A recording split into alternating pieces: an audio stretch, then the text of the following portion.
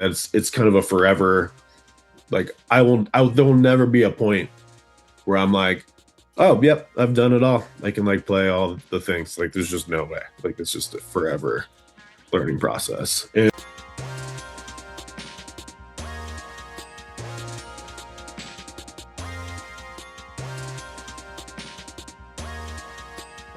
So before anything, I want to say thank you for taking the time out to do this with me. You know, I appreciate it. yeah, yeah. Yeah, man. So yeah, I'm sitting down here with Dylan Streight, who is a uh, I guess, co-lead of the band Jeanette Streight. Yeah, that's a good way to say it. Yeah, I guess so. Yeah. And, so yeah, I just want to pretty much pick your brain about music, write a nice little article about you, and yeah, go ahead. Yeah. So I guess first, before anything, I would like to know a little bit about you. So tell me a little bit about your background, about how you got into music, and when you fell in love with music. So I started playing music when I was really young. I was around 5, I think. And my grandma was a piano teacher.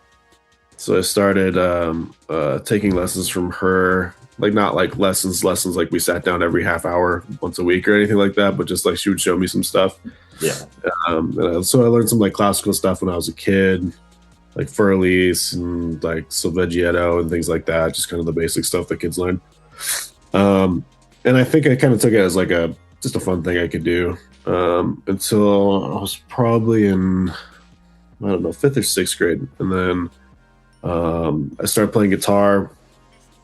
At the church I grew up in, there was this lady, Lori Schofield, who would she'd do these free classes, and they were just like how to play open chords or whatever. And I would sit in and play open chords and learn all the open chords and stuff. She let me borrow a guitar and started getting really into it and playing there a lot. And honestly, I think most musicians that I know, like, they grew up playing in churches. Like that's just like seems to be a common thing if you like continue to do it in your adult life. Yeah. Not everybody, but a lot of people do.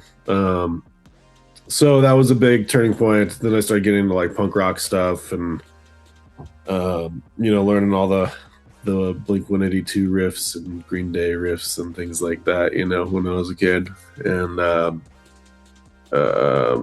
then started getting into Hendrix a lot and Nirvana and blues stuff and expanding my palette and all the things. I played drums a little bit when I was younger too. I was in percussion in 5th and 6th grade, and so I started playing the drums at around 5 or 6, not 5 or 6, 5th or 6th grade. From there, sorry, this is a super long-winded version. From there, I played in bands throughout high school and stuff. Played in punk bands. We would go down to Athens, Ohio, and like play in like college at college parties when I was like 16, which was really fun. That's pretty cool. Played in it was an experience for sure.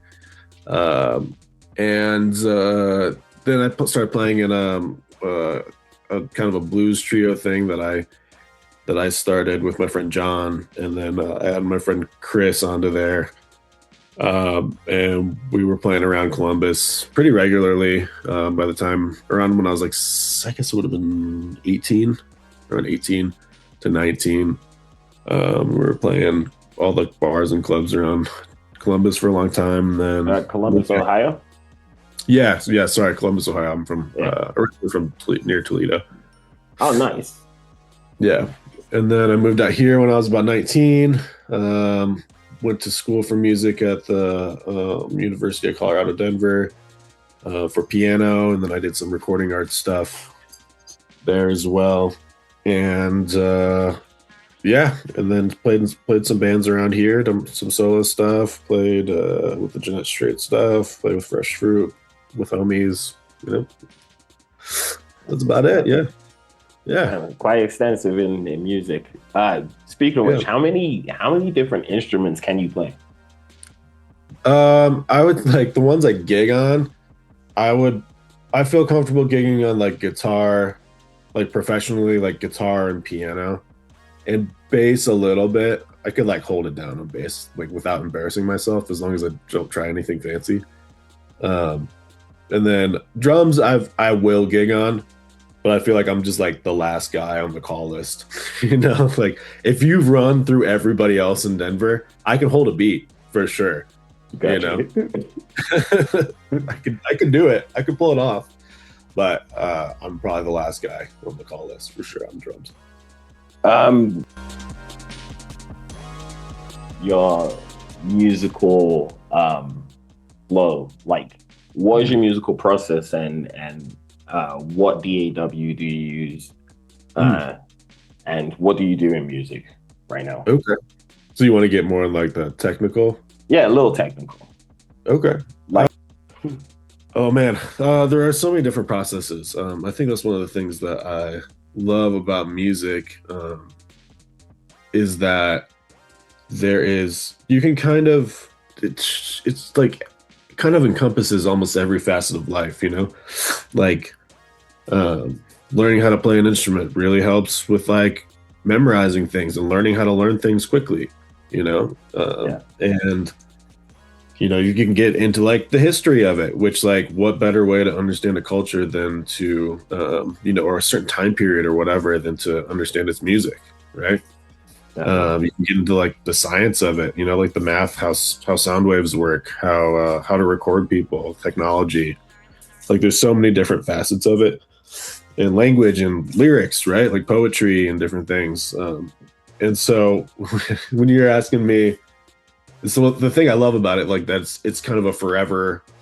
Like there will never be a point where I'm like, oh, yep, I've done it all. I can like play all the things. Like there's just no way. Like it's just a forever learning process. And Yeah. so when you're asking me like what my process is, I'm like, oh, and like what capacity is it? Like mixing? Is it like science? So, if you was about to make a song and you Okay. wanted to go from idea in your mind to playing on Spotify or Apple Mm. Music, what would that kind of process look like? How would you start off that process? Oh, gotcha. Okay. So I would start. I mean, everyone kind of starts differently. Usually, I start with like chords or like a riff or something like that. Um, Bass, piano, those are my go-tos lately for sure. Um, then I'll usually like make a quick demo of it, like record it on my phone, just the idea, a snapshot of it. Um, so with like the piano and the bass and the basic idea, and then just kind of building on that. And I spend sometimes too much time focused on like the little details of the melody and then the lyrics. Uh, Probably too much time for sure. Um, but I'm just kind of nitpicky about like lyrics and like how the melody is going to work and stuff like that, and the chords and all. That's probably the part that takes me the longest, to be honest with you. Yeah. Uh, just because I'm kind of a perfectionist about that kind of stuff. And then from there, I'll usually put it into the DAW. I use Logic. I'll probably start with like putting the drum groove on there, and then the bass, and then probably like the keyboards. And I kind of go like section by section, really. Like I go like I'll start with like the verse. If I have the verse really, really done and I feel good about it, once I feel really, really good about that, then I'll start to move on to like the chorus and stuff. So I know the trajectory of it a little bit more, if that makes sense. No, it does. Because Yeah. sometimes if you have like a certain thing in the chorus or whatever, and you're spending that time on it, then the verse becomes more obvious. If that makes sense. Yeah. Or like vice versa.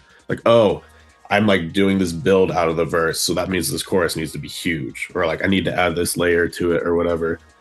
And so it can be a lot of like jumping back and forth. Like, okay, I'm working on verse 3, then I'm gonna go back to verse 1 after I've like gotten like what I feel about all these things, like the like 90% of it done or whatever. And then it's like jumping back and forth between them. So yeah, I try to go like layer by layer, usually like rhythm section, then harmonic section. Mix that you're currently working on, and what does like this year look like for you? Okay. So this year with recording and stuff right now, me and Elise are working on our song back where I was. We actually just recorded it at our buddy Aaron's house. Sorry, my dog's hopefully not destroying anything. Just recorded at my friend Aaron's house, who has an awesome studio out in Green Valley Ranch. It's super, super cool. It's like better than like pro studios. Like he's just set it up in his basement and did all sorts of things to get it ready. It's incredible. So we recorded that over there. We did the vocals and we got the vocals and the drums and the guitar done over there. And then I'm gonna do the rest of the stuff here. So I'm finishing up that. That's kind of focus for me right now. And then mixing, I have a live album of ours that I haven't mixed yet, and I need to do that. Working with my friend Kelly on hers. I think we've just got one more that I need to mix, and then I think her record's done. It's really cool. She's kind of a singer-songwriter, folky kind of type. But we kind of like pushed her a little bit into like the pop realm. Nice. Sorry, he's calling me. Those are the main recording projects I'm working on right now. And playing with Fresh Fruit. Like we're kind of getting into like gigging season.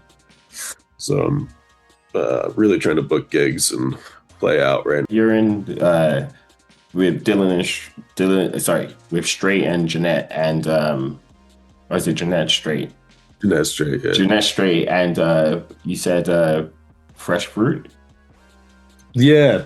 So Fresh Fruit, I'm not like technically in that band. I just kind of play with them when they need another guitar player or another keyboard or something. But that happens a lot during the summer. They're kind of actually Ronan was just over last night.